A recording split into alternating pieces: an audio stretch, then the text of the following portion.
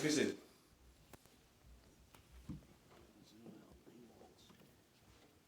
Jesus foretells the destruction of Jerusalem and the temple in Luke chapter 21, verses 5 through 7. And while some were speaking of the temple, how it was adorned with noble stones and offerings, he said, "As for these things that you see, the day will come when there will not be left here one stone upon another that will not be thrown down." And they asked him, "Teacher, when will these things be, and what will be the sign when these things are about to take place?" And he answered them, "But when you see Jerusalem surrounded by armies, then know that its desolation has come near. Then let those who are in Judea flee to the mountains, and let those who are inside the city depart. And let not those who are out in the country enter it. For these are the days of vengeance, to fulfill all that is written. Alas, for the women who are pregnant and for those who are nursing infants in those days. For there will be great distress upon the earth and wrath against this people. And they will fall by the edge of the sword and will be led captive among all the nations. And Jerusalem will be trampled underfoot by Gentiles." This prophecy of Jesus occurred 40 years after he spoke it. It is not recorded for us in the Bible. Some would say, which I would agree with, that the entire New Testament is written prior to this happening in Jerusalem. That you don't read about it. So I cannot go to anywhere in the New Testament for evidence of this prophecy coming true. But we can go to secular history. There is a Jewish historian named Josephus. He is the main source of information for this period of time.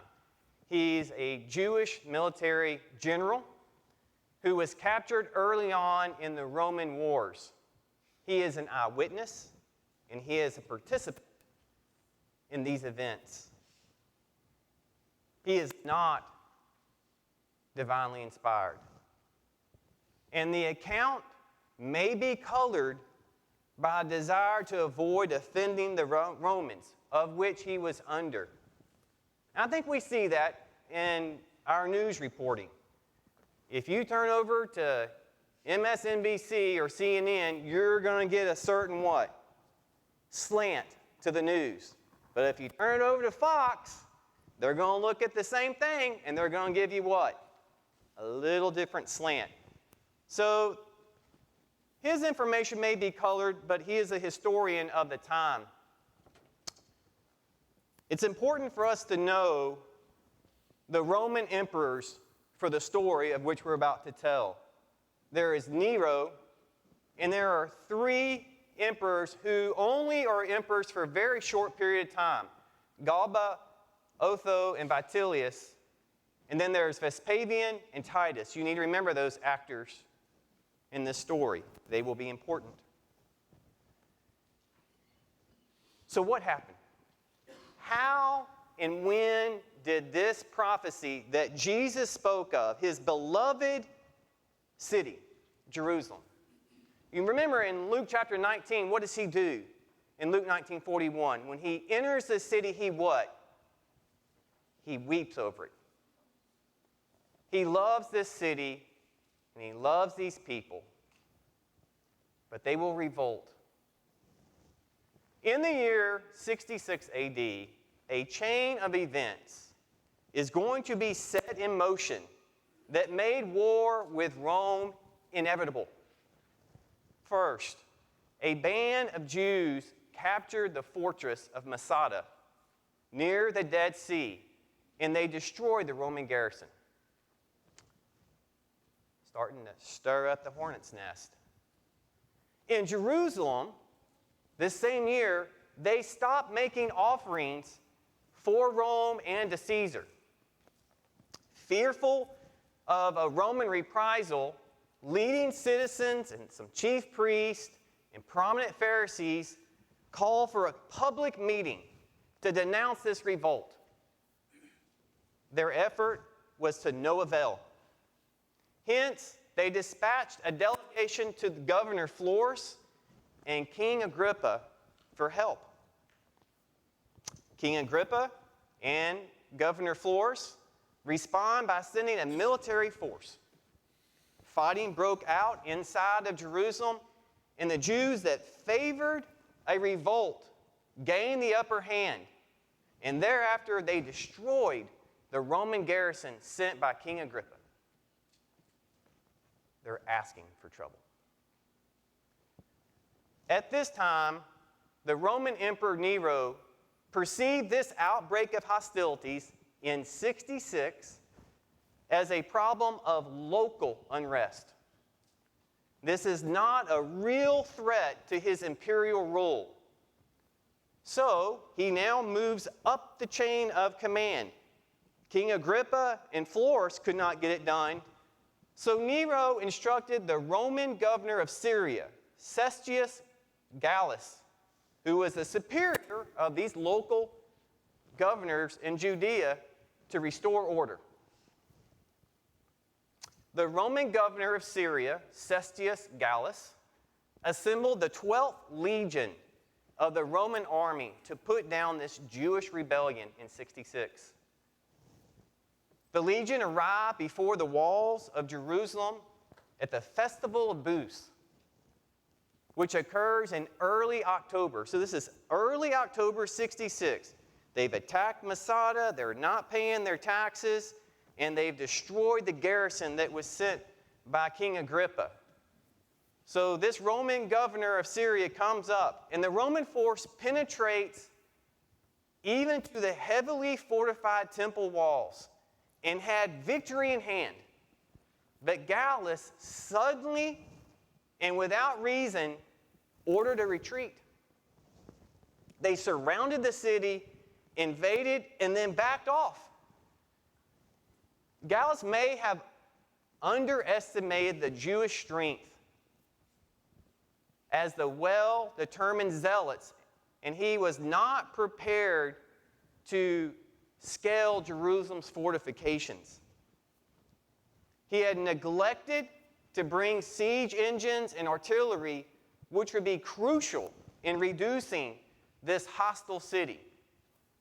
And so Gallus soon found himself short of supplies, and this triple wall that surrounded Jerusalem, he had penetrated the first wall, second wall, was trying to get inside that third wall and couldn't because the defenders fought valiantly.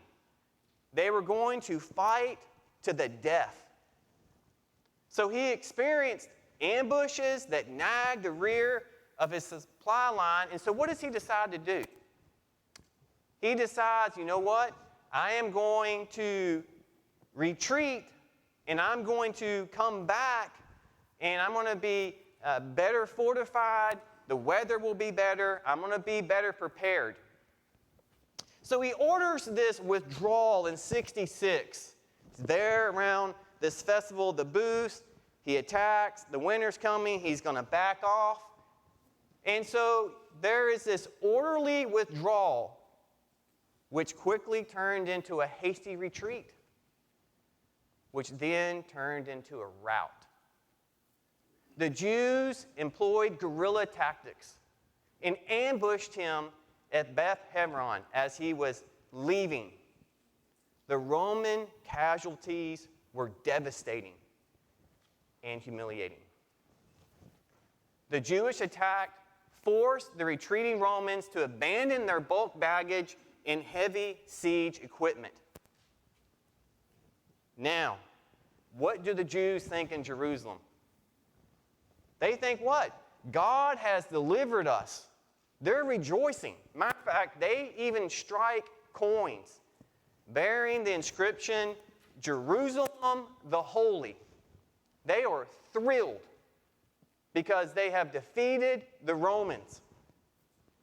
They did not understand that this completely sealed their fate, and it fulfills prophecy. The ones who fled. In Luke 21:20, it says, "But when you see Jerusalem surrounded by armies, then know that its desolation has come near. Then let those who are in Judea flee to the mountains." Who said that? Jesus. Christians living in Jerusalem and Judea obviously do not share any rejoicing in what has just occurred around Jerusalem. And traditional sources indicate that Christians heeded Jesus' prophetic commands and left Jerusalem. The historian Eusebius, and if you're related to him and I just mispronounced that, I apologize, but that's the best I can do on that pronunciation. The historian Eusebius of the 3rd and 4th century writes, "The whole body, however, of the church of Jerusalem, having been commanded by divine revelation, given to men of approved piety there before the war, removed from the city and dwelt at a certain town beyond the Jordan called Pella." But he's not the only one that writes that. Epiphanius of the same general period states that the Christians who dwelt in Jerusalem, being forewarned by Christ of the approaching siege, removed and went to Pella. The village of Pella is near the Jordan River, about 15 miles southeast of the Sea of Galilee. And it seemed to have ample water and food supply. And so historians say that Christians left. Who told them to leave? Jesus. Back in Rome, by the beginning of the events of Judea, Nero had already begun to fall into a state of paranoia. He did not trust his military generals in 66. He suspected Roman senators were plotting to kill him. He believed there's this deep-seated conspiracy to take his life. And it is in this context that Nero needs to find someone to take care of this Jerusalem problem.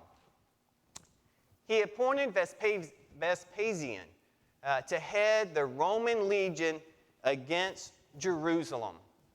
Nero appointed Vespasian because he was perceived as a relatively unremarkable personality in public life. Now, why would Nero be concerned about that?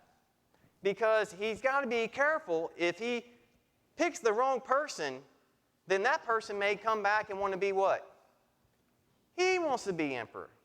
So even though Nero's kind of losing it a little bit, he thinks he's picked the right guy. Vespasian's family was not of the Roman elite. The family didn't really have influence within the Roman elite, but he excelled as a military commander. He commanded the Britain campaign in 53 AD, and he also served as the governor of the Roman province Africa Proconsularis. He kind of sounds like Eisenhower. You know, Eisenhower was picked for the European campaign. He was a quiet tactician, and Nero thought, well, this is the man that we need. Vespasian was placed to lead the troops in Judea because it was thought he would not abuse his power to fight his way back to the emperor's throne. But Nero underestimated Vespasian. In the winter of 67 and 68 AD, Jerusalem was immersed in a civil war.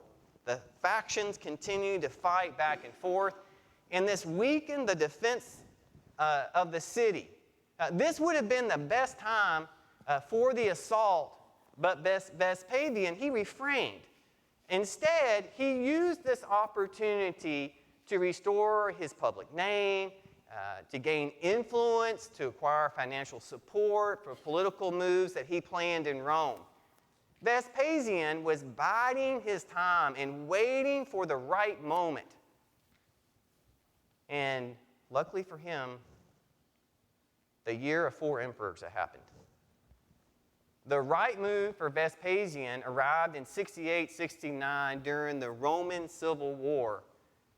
Emperor Nero commits suicide, and Rome sank into turmoil. During a single year, 3 different generals rose to power in Rome as emperor, but they were all put down by bloody coups, and that's Galba, Otho, and Vitellius. And those were the 3 emperors that I showed you on the list. Vespasian was declared the emperor by the Roman legions stationed in the east after he secured support from the Roman governors of Syria and Egypt. And after leaving for Rome to assume the position of emperor, Vespasian entrusted his inexperienced son, Titus, to conduct the war on Jerusalem. After the turmoil of the year of 4 emperors and the long period of instability in Rome, the Roman elite feared a total collapse of the public order. So Vespasian sought and he needed stability. He needed a prompt and decisive victory in Judea. Vespasian needed a quick conquest of Jerusalem. He wanted to bring the contents of the temple treasury back to Rome.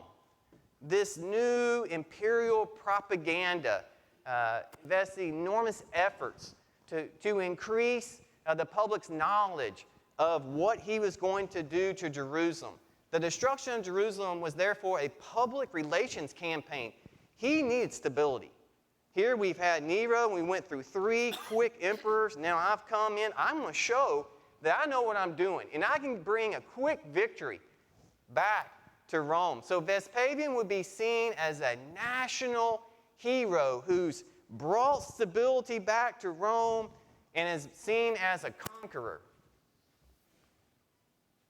So how did it go down? What happened in Jerusalem? Well, remember, he's left his son now to battle Jerusalem. And the Roman armies, under the command of Titus, Vespasian's son, gathered around the walls of Jerusalem at the time of Passover of 70 AD. Now, Passover is in April. This year had been April 15th. And the Roman siege engines were pounding against the northern wall of Jerusalem. But you know what Titus did? According to Josephus, for the Passover, Jesus said, when you see the city surrounded, you should what? You should leave. Guess what Titus allowed all the Jews to do? Come in. They all came into Jerusalem for the Passover, and that's when he began his attack. Jerusalem had a triple wall defense system. The outer wall fell quickly on the 15th day of the siege. The middle wall soon fell, and now what? Only the inner wall was left. So, according to historians, Titus held a war council and proposed building a wall around the city.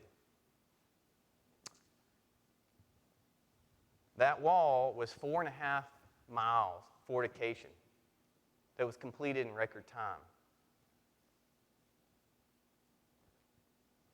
What does Jesus say about that? For the days will come upon you when your enemies will set up a barricade around you and surround you and hem you in on every side.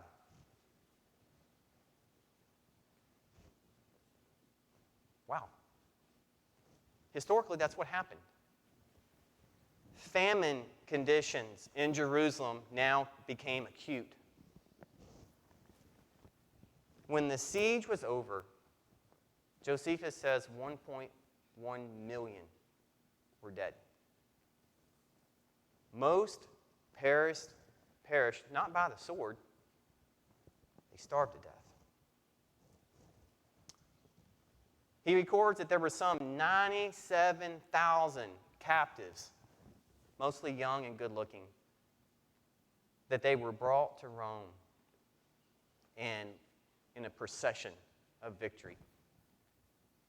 And as for the rest of them, many were sent off to do hard labor, either in Egypt or in Rome. The siege had lasted less than 5 months. It was 40 years before this that Jesus says this, and tear you down to the ground, you and your children within you, and they will not leave one stone upon another, because you did not know the time of your visitation.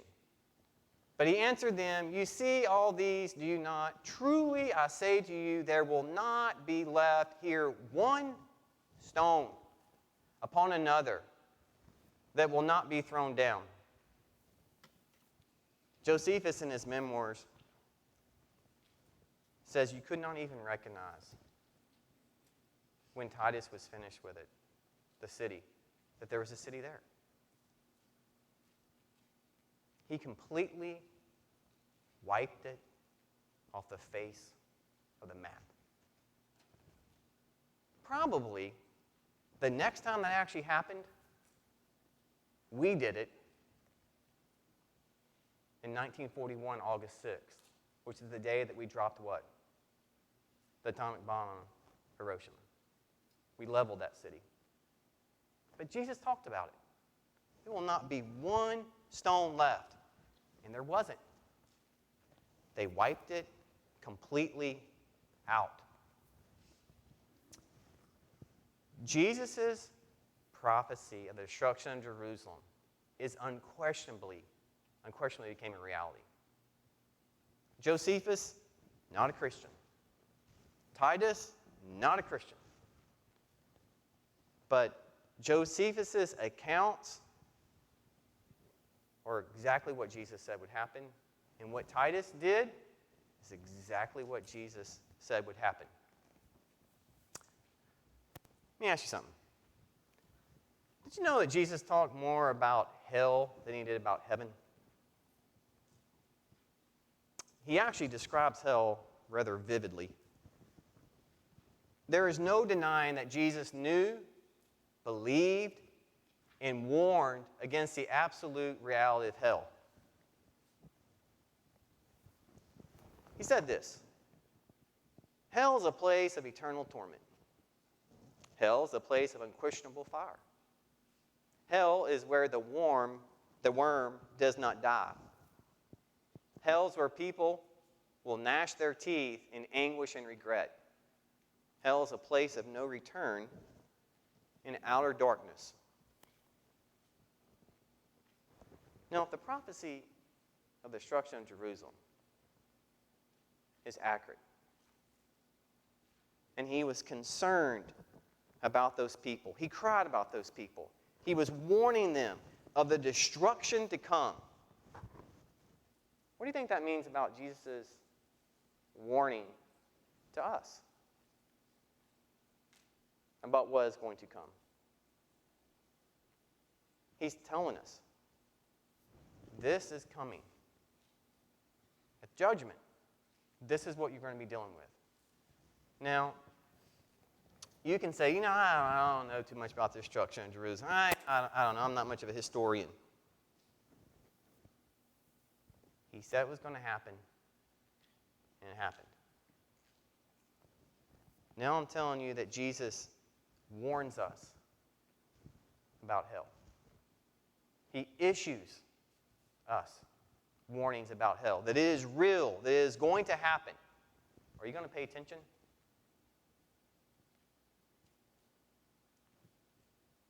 You can't say, no one ever told me. If you're in earshot of my speaking, you're not going to be able to face Jesus on the day of judgment and say, I just didn't know. He told you. I'm telling you what he said. Maybe we should end with this. Therefore, we must pay much closer attention to what we have heard. Listen to what he's telling you. He's warning you. He tried to warn the Jews. Some listened to him, and they escaped.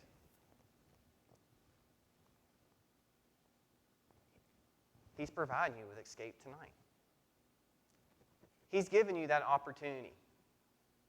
But just like in the spring of AD 70, when the barricade was built, you didn't leave the city. Vengeance is mine. And for every one of the prophets and apostles that those Jews murdered, he took out his vengeance. He's given you a way of escape from something he tells you about. If you have not listened to him and followed him, please consider the words expressed by Jesus as he's warning you of destruction coming your path unless you are one of his sons and daughters. Please come forward as we stand and sing. Would you be free from your burden of sin?